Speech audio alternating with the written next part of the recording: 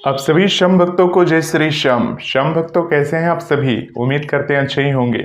शम भक्तों, बाबा श्याम के दरबार हम सभी जाते हैं, बाबा श्याम को मानते हैं, बाबा श्याम को पूजते हैं। परंतु आजकल जो देखा जा रहा है, इस प्रकार से काफ़ी सारी वीडियोस आ रही हैं कि बाबा श्याम वहाँ प्रकट हुए, यहाँ प्रकट हुए, बाबा श्याम ने इस प्रकार से दर्शन दिए, बाबा श्याम ने उस प्रकार से दर्शन दिए। काफ़ी सारी वीडियोस वायरल हो जाती हैं इस प्रकार की। सारे भक्त जो होते हैं वो बाबा श्याम के प्रति श्रद्धावान हो जाते हैं, बाबा श्याम को मानने लगते हैं। दूर दूर से भक्त बाबा श्याम के दर्शनों के लिए पहुंचते हैं। आप सभी श्याम भक्तों को बता दें कि बाबा श्याम खाटू धाम में रहकर बाबा श्याम भक्तों के कष्टों को निवारण करते हैं। खाटू धाम ही ऐसी जगह है जहाँ पर बाबा श्याम प्रत्यक्ष रूप से विराज कर अपने भक्तों का कल्याण करते हैं। इस प्रकार से जो भक्त होते हैं, जो बाबा श्याम के दर्शन के लिए आना चाहते हैं, वो बाबा श्याम के दर्शनों के लिए खाटू धाम पहुंचते हैं, बाबा श्याम से अर्जी करते हैं, बाबा श्याम से मन्नत करते हैं। जो भक्त परेशान है अपनी जिंदगी में या किसी भी दुख से गुजर रहा है, एक बार बाबा श्याम के दरबार यानी कि खाटू धाम जाए और खाटू धाम जाकर ही उनके काम बनेंगे। बाबा श्याम के जब वो दर्शन करते हैं, जब बाबा श्याम को देखते हैं और बाबा श्याम जब उनको देखते हैं तो उनकी आंखों से आंसू निकल आते हैं। यानी कि बाबा श्याम का जो वो शीश है, वो शीश प्रत्यक्ष रूप से वहां पर विराजमान होकर अपने सभी एक एक भक्तों को देखते हैं।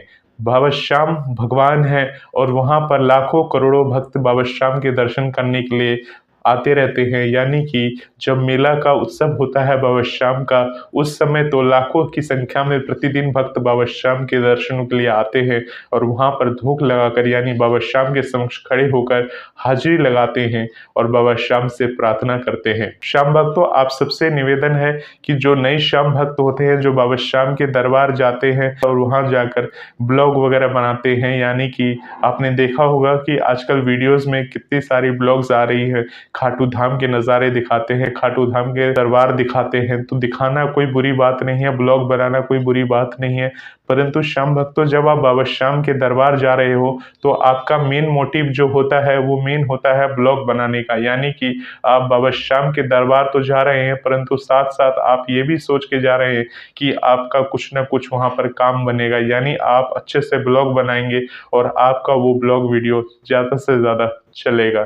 ऐसी बात नहीं है कि हम नहीं बनाते, बाकी और श्याम भक्त नहीं बनाते, परंतु बाबा श्याम के जब दर्शन करने के लिए जाते हैं तो सबसे पहले आप सब कुछ बंद करके, यानी कि ब्लॉग कैमरा सब कुछ बंद करके आप खुद पहले बाबा श्याम के समक्ष जाएं, बाबा श्याम से अर्जी और अरदास करें, बाबा श्याम को ध्यान करें। दर्शन करने के पश्चात आपको लगता है कि नहीं, बाबा श्याम के अच्छे से दर्शन हो गए, बाबा श्याम के दर्शनों के पश्चात जब आप बाहर आ जाते हैं, उसके बाद आप अपना ब्लॉग यानी कि जो आपका कर्म है उस कर्म को आप कर सकते हैं और उसके बाद बाकी भक्तों को भी आप दर्शन करा सकते हैं। चूंकि आपका पहला ही मेन मोटिव था कि बाबा श्याम के दर्शन करेंगे और साथ में ब्लॉग बनाएंगे और इस तरह से ब्लॉग बनाते हुए जाएंगे, तो आपका मेन मोटिव जो था बाबा श्याम के दर्शन करने के पश्चात उनकी हाजिरी लगाना, उनसे अरदास करना, वो उस रूप से, उस मन से नहीं हो पाता। अब आप में से बहुत सारे ऐसे लोग बोलेंगे कि हम ब्लॉग बनाते बनाते बाबा श्याम के दर्शन कर लिए, बाबा श्याम से अर्जी लगा ली,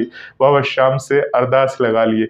अगर आप ऐसा सोचते हैं तो ये सोच आपकी गलत है, क्योंकि ब्लॉग बनाते बनाते तो आपका सारा ध्यान सिर्फ इस पर रहेगा कि किस प्रकार से आप बाबा श्याम को अपनी कैमरे में कैद कर लें, बाबा श्याम को किस प्रकार से अपने ब्लॉग में दिखा दें। और जब सिक्योरिटी गार्ड आपको कुछ कहते हैं वहां पर, उसके बाद आप अपनी कैमरे को हटाते हैं और उसके बाद जब हटाते हैं तो आपको भी बुरा लगता होगा कि हमें वीडियो या ब्लॉग नहीं बनाने दिया। उसके बाद उस मन से, यानी कि दुखी मन से जब आप बाबा श्याम के दर्शन करेंगे तो क्या वो दर्शन आपका फलित होगा? आप खुद सोचिए।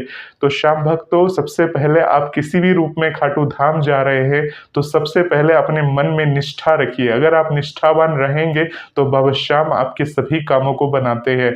परंतु अगर आप निष्ठावान ना होकर सिर्फ अपने मतलब के लिए खाटू धाम जा रहे हैं तो आपके जो काम होंगे वो नहीं बनेंगे, और जब नहीं बनते हैं और उसके बाद आप अपने घर में लौट कर आते हैं तो पता चलता है कि बनने की जगह कुछ बिगड़ रहा है, यानी कि कुछ गलत हो रहा है। हालांकि बाबा श्याम किसी भी भक्त के साथ कोई गलत नहीं करते।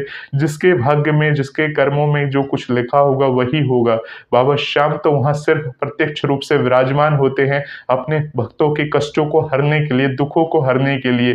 ऐसा नहीं है कि वहाँ पहुँचने के बाद आपको सोना चांदी जेवर जवाहरात जो है वो सब कुछ मिल जाएगा, ये सब कुछ भी नहीं है। बाबा श्याम वहाँ पर विराज कर जो भक्त भाव के साथ बाबा श्याम के दर्शन करने के लिए आते हैं, बाबा श्याम को निहारते हैं और बाबा श्याम के दर्शन के पश्चात बाबा श्याम को याद करते हैं, ऐसे भक्तों पर बाबा श्याम अपनी दया दृष्टि करते हैं, कृपा दृष्टि करते हैं।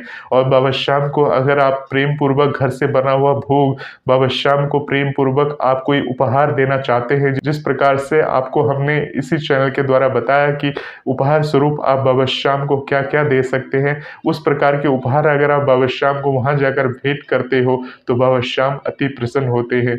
श्याम भक्तों विशेष ध्यान रखेंगे, किसी भी प्रकार के फूल वगैरह को बाबा श्याम को फेंक कर ना चढ़ाएं, किसी भी प्रकार के भोगों को फेंके ना, किसी भी भोगों को किसी प्रकार से कहीं रखे ना। भोग जो होता है डिब्बे में पैक होता है या टिफिन में पैक करके आप लेकर आते हैं, तो उस प्रकार से दूर से ही भगवान को दिखा दिया करें। और दिखाने के बाद उसके बाद पीछे बालाजी महाराज भी रहते हैं, गोपीनाथ जी का मंदिर भी है, महादेव का मंदिर भी है, उन्हें भी मन ही मन दूर से दिखाकर भोग लगाया करिए। बाबा श्याम को भोग समर्पण करिए, सभी देवी देवताओं को भोग लगाते हुए कहिए कि आप सभी को ये भोग समर्पण हो। इस प्रकार से खाटू धाम में आप जाकर बाबा को भोग लगाइए, आपका जो सारी मेहनत होती है वह सफल होती है। श्याम भक्तों अपने मेन कर्तव्य को ध्यान में रखिए, ये नहीं है कि खाटू धाम जाकर हमें सिर्फ ब्लॉग बनानी है, वीडियोस बनानी है, इस तरह से ना सोचिए। ये तो आपका सेकेंडरी काम है। पहला काम है बाबा से अपनी जीत के लिए मन्नत करना, बाबा श्याम से अपनी अर्जी लगाना, बाबा श्याम से अपने परिवार के लिए सदा सुरक्षित रहने के लिए अरदास लगाना। ये सभी तो आप बाबा श्याम से मांगेंगे और बाबा श्याम से प्रार्थना करेंगे। साथ ही जो भक्त बाबा श्याम के दरबार से जुड़े हैं और पुराने हैं और बाबा श्याम के दरबार आते ही रहते हैं, वो भक्त को तो बाबा श्याम से हर वक्त मांगने की आदत सी हो जाती है। अगर आपको मांगने की आदत सी बन चुकी है तो अपनी आदतों को बदल दीजिए और अपनी आदतों को बदलकर बाबा श्याम के दरबार में बाबा श्याम से कहिए कि बाबा श्याम आप कैसे हैं, बहुत दिन हो गया, मन नहीं लग रहा था घर में, आपसे मिलने के लिए आया हूँ बाबा श्याम, बहुत याद आ रही थी आपको बाबा श्याम, आप तो जानते हैं आपके पुत्र का क्या हाल है बाबा श्याम। बस इतना सा कह देंगे, बाबा श्याम आपके ऊपर अपनी कृपा दया दृष्टि करेंगे। हर आदमी, हर भक्त बाबा श्याम से मिलना चाहता है, बाबा श्याम के दर्शन करना चाहता है, परंतु बहुत कम ऐसे लोग होते हैं जो बाबा श्याम के दर्शनों के लिए खाटू धाम जा पाते हैं, क्योंकि उनकी जिंदगी में कुछ ना कुछ काम हर वक्त लगा रहता है, बना रहता है, जिसके कारण से वो बाबा श्याम के दरबार नहीं जा पाते और मन ही मन उदास हो जाते हैं कि काश हम भी बाबा श्याम के दरबार जा सकते, पहुंच सकते, हमें भी समय मिलता, परंतु वो सिर्फ हाथ ही मलते रह जाते हैं। और एक वक्त ऐसा आता है जब वो सिर्फ सोचते ही रह जाते हैं और बाबा श्याम के दरबार नहीं जा पाते हैं, क्योंकि ये जिंदगी छोटी है, कब क्या होगा कोई नहीं जानता। इसलिए आप ये ना सोचें कि बाबा के दरबार से बुलावा नहीं आया है। अगर आप वास्तव में परेशान हैं अपनी जिंदगी में, कुछ ना कुछ तरकीब लगाइए। मान लीजिए जिस प्रकार से अगर आपके घर में कोई बीमार होता तो क्या उसे आप हॉस्पिटल नहीं ले जाते, इसी प्रकार से जब आप मानसिक बीमार हो जाते हैं, मानसिक प्रॉब्लम में फंसते हैं, तो डॉक्टर पे तो जाना ही चाहिए। साथ ही साथ सबसे बड़ा दरबार है खाटू में, जहाँ जाकर बाबा श्याम से अर्जी और मन्नत करनी चाहिए कि बाबा श्याम आपकी जिंदगी में चमत्कार करते हैं। राधे भक्तों, आज का श्री बिहारी जी का एक दिव्य चमत्कार। जैसे कि आप सब जानते हैं कि अब ठंड के दिन आ गए हैं तो ठंड भी पड़ने लगी है।